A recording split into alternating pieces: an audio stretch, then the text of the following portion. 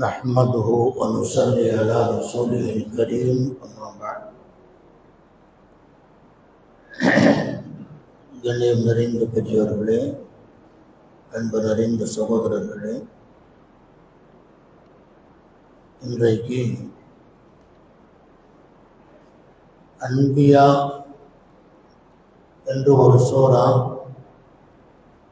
நபிமார்கள் குறித்த பல்வேறு செய்திகள் அதிலே அடங்கி இருக்கின்றன.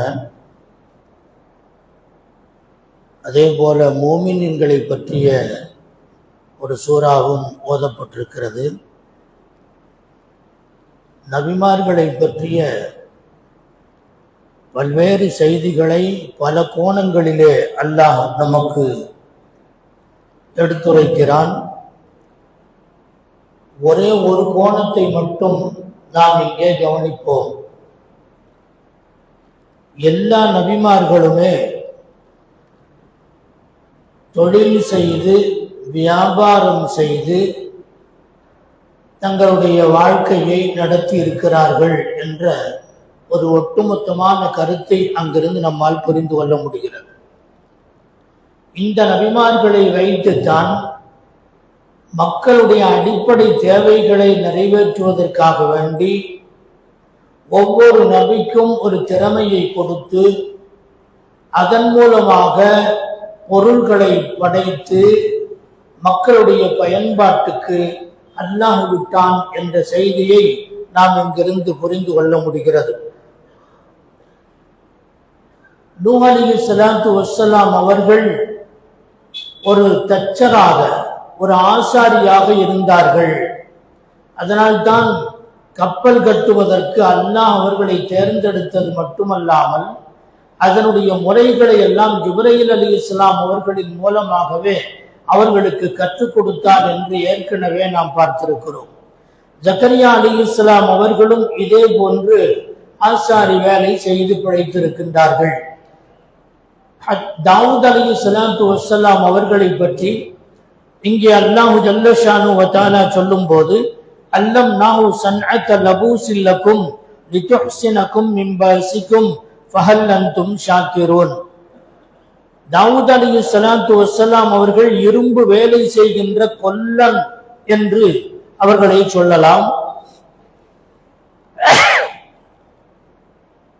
இரும்பு என்று சொன்னால் அல்லாஹ் சொல்லுகிறான் வஅலன்னா லஹுல் ஹதீத், அவர்களுக்கு இரும்பை நாம் உருக்கி கொடுத்தோம். மெழுகுபத்தி எப்படி உருகி விடுகிறதோ அது போன்று அவருடைய கையிலே எப்பேற்பட்ட பெரிய கொடுத்ததற்கான காரணத்தை வஅல்லம்னாஹு ஸன்அத லபூஸில் லகும், அவர்களுக்கு இரும்பு உருக்கு சட்டைகள் தயாரித்து போர்க்களங்களிலே அது பயன்படுவதற்காக வேண்டி அல்லாஹ் நூற்றுக்கணக்கான ஆயிரக்கணக்கான உருக்கு சட்டைகளை, இரும்பு கவசங்களை அவர்கள் தயாரித்து அவருடைய பாதுகாப்புக்காக வேண்டி அவர்கள் பாடுபட்டார்கள் என்ற ஒரு செய்தி அல்லாஹ் இங்கே சொல்லுகின்றான். யூனுஸ் அலைஹிஸ்ஸலாத்து வஸ்ஸலாம் அவர்கள் ஒரு வேட்டையாடுவதிலே மிகப்பெரிய வல்லவராக இருந்திருக்கின்றார்கள். இல்யாஸ் அலைஹிஸ்ஸலாம் அவர்கள் துணி நெசவு வேலை பார்ப்பதிலே அவர்கள் தங்களுடைய வாழ்க்கையை நடத்தி இருக்கின்றார்கள். இப்ராஹிம் அலைஹிஸ்ஸலாம் அவர்கள் கட்டிட பணியிலே கைதேர்ந்தவர்களாக இருந்திருக்கின்றார்கள். மூசா அலைஹிஸ்ஸலாத்து வஸ்ஸலாம் அவர்கள் ஆடு மேய்ப்பதிலே, அதே போன்று இசாக் அலைஹிஸ்ஸலாம் அவர்கள் ஆடு மேய்ப்பதிலே வல்லவர்களாக இருந்திருக்கின்றார்கள்.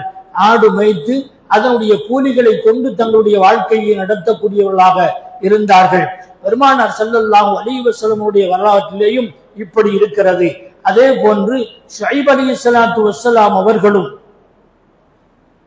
இதே வேலையை செய்திருக்கின்றார்கள். ஆடு மேய்க்கின்ற இடையன் வேலையை செய்திருக்கின்றார்கள் என்று குர்ஆனும் சொல்லுகின்றது. கண்ணியத்திற்குரியவர்களே, பெருமானார் ஸல்லல்லாஹு அலைஹி வஸல்லம் அவர்கள் இது மட்டுமல்ல வியாபாரம் செய்திருக்கின்றார்கள் என்பதை பார்க்க முடிகிறது. இத்ரீஸ் அலைஹிஸ்ஸலாத்து வஸ்ஸலாம் அவர்கள் டைலராக இருந்திருக்கின்றார்கள். எப்பேற்பட்ட துணியையும் எப்படி வேண்டுமானாலும் தைக்கக்கூடிய ஒரு பக்குவத்தை அல்லாஹ் அவர்களுக்கு தந்திருக்கின்றான். இப்போ எல்லா நபிமார்களையும் எடுத்து பார்க்கும் போது அந்த நபிமார்கள் தங்களுடைய கையால் உழைத்து சாப்பிட்டு இருக்கிறார்கள். பெருமானார் ஸல்லல்லாஹு அலைஹி வஸல்லம் அவர்களும் தங்களுடைய கையாலே உழைத்திருக்கின்றார்கள். ஒரு ஹதீஸில் இப்படி சொல்லுகிறார்கள், ஒரு யகூதி இடத்திலே ஒரு அற்ப காசுக்காக வேண்டி அவனுடைய ஆடுகளை மேய்த்து கொண்டு மாலையிலே போய் அவனிடத்திலே கொடுத்து கூலியை வாங்கி கொள்ளுவேன் என்று பெருமானார் ஸல்லல்லாஹு அலைஹி வஸல்லம் அவர்கள் சொல்லி இருக்கின்றார்கள். நிக்காஹ் முடிப்பதற்கு முன்னால் கதீஜா ரலியல்லாஹு அன்ஹா அவர்கள் பெரிய குபேர குடும்பத்து பெண், மிகப்பெரிய வியாபாரி, ஹோல்சேல் டீலராக இருந்தவர்கள். அவருடைய பொருள்களை எடுத்து சென்று ஷாம் நாட்டிலே விற்பனை செய்து நல்ல லாபத்தை ஈட்டி கொண்டு வந்து கொடுக்கின்ற ஒரு நல்ல மேனேஜிங் டைரக்டராக பெருமானார் ஸல்லல்லாஹு அலைஹி வஸல்லம் அவர்கள் இருந்திருக்கிறார்கள் என்பதை பார்க்க முடிகிறது. எல்லா நபிமார்களுடைய ஒட்டுமொத்த கருத்தை பார்க்கும் போது உழைத்து உண்ண வேண்டும், யாசிக்க கூடாது என்ற ஒரு பொதுவான கருத்தை இங்கிருந்து நாம் புரிந்து கொள்ள வேண்டும். ஒரு முறை யாசகர் ஒருவர் வருகிறார். பெருமானார் இடத்திலே யாசகம் கேட்கின்றார். நாம் எல்லாம் தெரிந்த ஒன்றுதான்.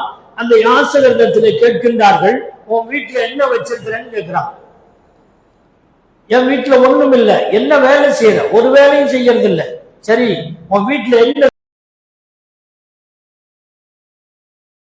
ஒரு திரகத்துக்கு நான் வாங்கிக்கிறேன்டாரு, இன்னொருத்தர் 2 திரகத்துக்கு வாங்கிக்கிறேன்டாரு. அந்த 2 திரகத்துக்கு விற்பனை செய்து 2 திரகத்தை வாங்கி ஒரு திரகத்தை கொடுத்து, இதை நீங்க உங்களுடைய வீட்டு செலவுக்கு வச்சுக்கோங்க, இன்னொரு திரகத்துல நான் சொல்ற மாதிரி செய்யுங்க, ஏதாவது ஒரு தொழில் செய்வதற்காக வேண்டி பொருளை வாங்கி கொண்டு வாருங்கள் என்று ஒரு கோடாரியை வாங்கி கொண்டு வருவதற்காக வேண்டி பணித்தார்கள். அதே போன்று வாங்கி வந்தார்கள், சம்பாதித்தார்கள். சில நாட்களுக்கு கழித்து நல்ல லாபத்தை பெற்று சுயமான தொழிலை செய்து பொருளாதார வசதி பெற்ற நிலையில் பெருமானார் ஸல்லல்லாஹு அலைஹி வஸல்லம் அவர்களை வந்து சந்தித்தார்கள் என்ற வரலாற்று குறிப்பை பார்க்கின்றோம். உமர் பின் கத்தாப் ரலியல்லாஹு அன்ஹு அவரிடத்திலே ஒருவர் வருகின்றார். என்னப்பா வேலை செய்யற? என்ன தொழில் செய்யற? ஒண்ணுமில்ல, லா ஸனாஅத லி, எனக்கு எந்த தொழிலும் கிடையாது. அப்படியா? என்னுடைய பார்வையில் மரியாதை இல்லாத ஒருவன் நீதான், போயிரு என்று விரட்டினார்கள் உமர் பின் கத்தாப் ரலியல்லாஹு அன்ஹு அவர்கள். அடுத்த வருடத்திலே யாசகம் கேட்டு பிழைக்கின்ற இவர்களை கண்டித்திருக்கின்றார்கள் உமர் பின் கத்தாப் ரலியல்லாஹு அன்ஹு. எல்லா சஹாபாக்களையும் பார்க்கின்றோம். எவ்வளவு கஷ்டமான நேரத்திலேயும் கூட ஜவுளி வியாபாரம் செய்து கொண்டிருந்தவர்கள் அபூபக்கர் சித்திக் ரலியல்லாஹு தஆலா அன்ஹு அவர்கள்.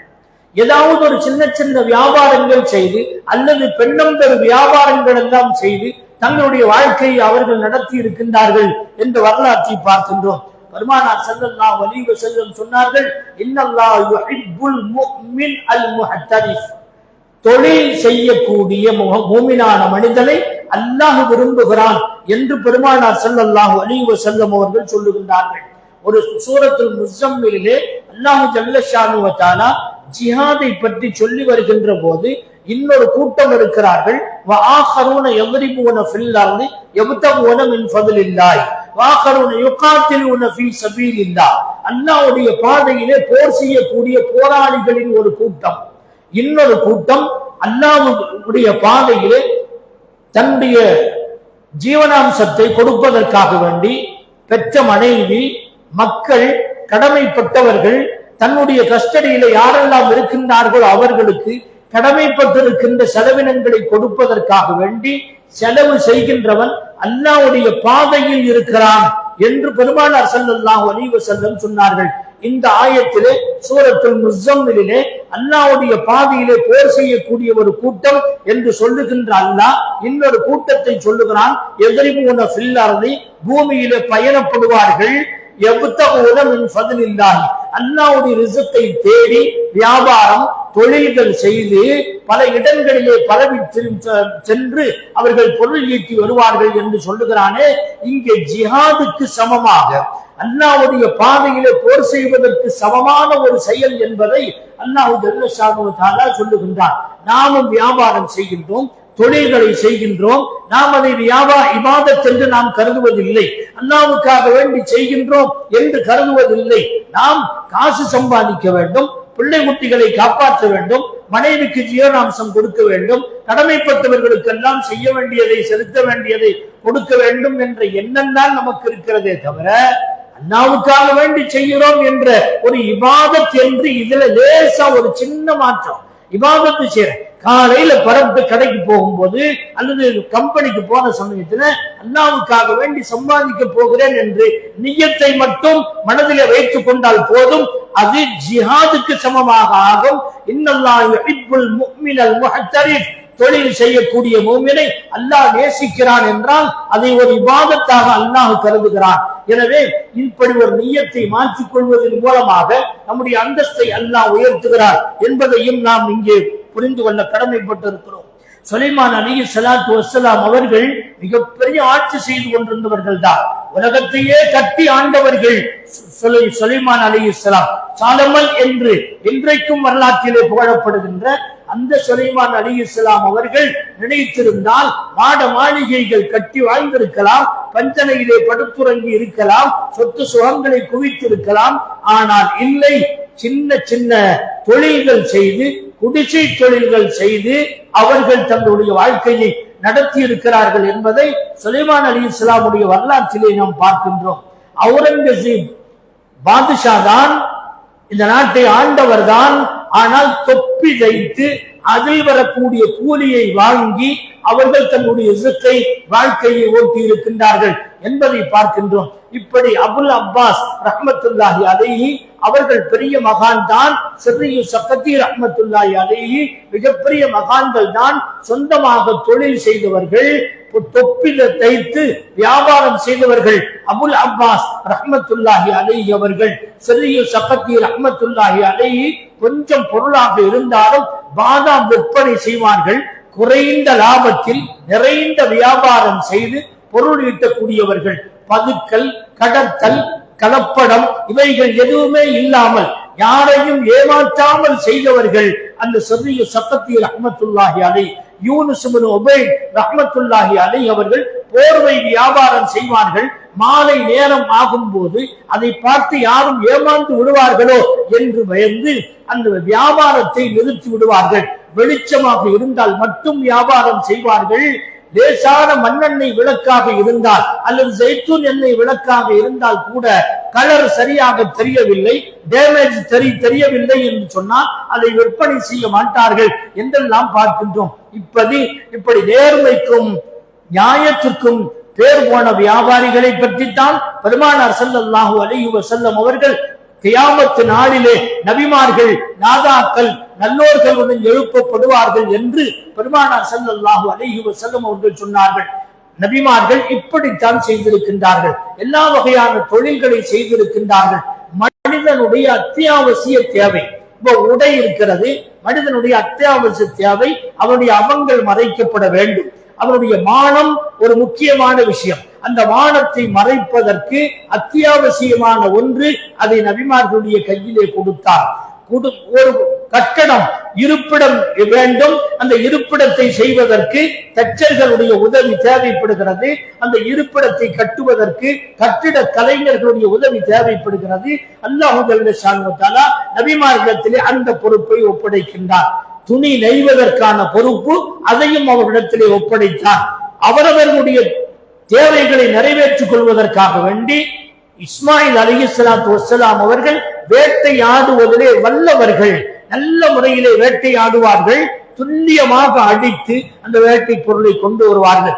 தங்களுடைய தேவைகள் போக மற்றவைகளை விற்பனை செய்வார்கள் அல்லது உறவினர்களுக்கு கொடுப்பார்கள் என்றெல்லாம் பார்க்கின்றோம். இப்படி அத்தியாவசியமான தேவைகளை நபிமார்கள் மூலமாக ஆரம்ப காலகட்டத்திலே அல்லாஹ் ஜல்ல ஷானஹு வ தஆலா செய்து கொடுத்தான் என்ற வரலாற்று செய்திகளை பல இடங்களிலிருந்து நாம் அதை பார்க்கின்றோம். இங்கே நபிமார்களுடைய தேவைகள் நிறைவேற்றப்பட்டது. அந்த தொழில்கள் செய்வதற்கு அவர்கள் என்ன கேட்டார்களோ அதை அல்லாஹ் கொடுத்தான். எந்த குறையும் வைக்கவில்லை. இந்த பல இடங்களிலே சொல்லி வருகிறான். சுலைமான் அலைஹிஸ்ஸலாமுக்கு கொடுத்தது, தாவூத் அலைஹிஸ்ஸலாம் அவர்களுக்கு கொடுத்தது, இஸ்மாயில் அலைஹிஸ்ஸலாம் அவர்கள், இத்ரீஸ் அலைஹிஸ்ஸலாம் அவர்கள், துல்கிஃபுல் அலைஹிஸ்ஸலாம் அவர்கள், இப்படி எல்லாருக்கும் கொடுத்த இந்த நியாமத்துகளை அல்லாஹ் சொல்லி வருகின்றார். கண்ணியத்திற்குரியவர்களே, இது மனிதன் உடைய மான பிரச்சனை. அடுத்தவரிடத்தில் யாசகம் கேட்பதை விட சொந்த தொழில் செய்து வியாபாரம் செய்து அல்லாஹ்வுடைய பொருத்தத்தை பெற்ற நபிமார்களுடைய கூட்டத்திலே அல்லாஹ் நம் அனைவரையும் ஆக்கி அருள்வானாக. ربنا تقبل دعاءنا وصلاتنا وصيامنا وركوعنا وسجودنا وتضرعنا وتخشعنا وتمم تقصير أعمالنا إنك على كل شيء قدير. صل على النبي سيدنا محمد وآله وصحبه أجمعين والحمد لله رب العالمين. صلى الله على محمد صلى الله عليه وسلم. صلى الله على محمد صلى الله عليه وسلم. صلى الله على محمد يا رب صل عليه وسلم. السلام عليكم.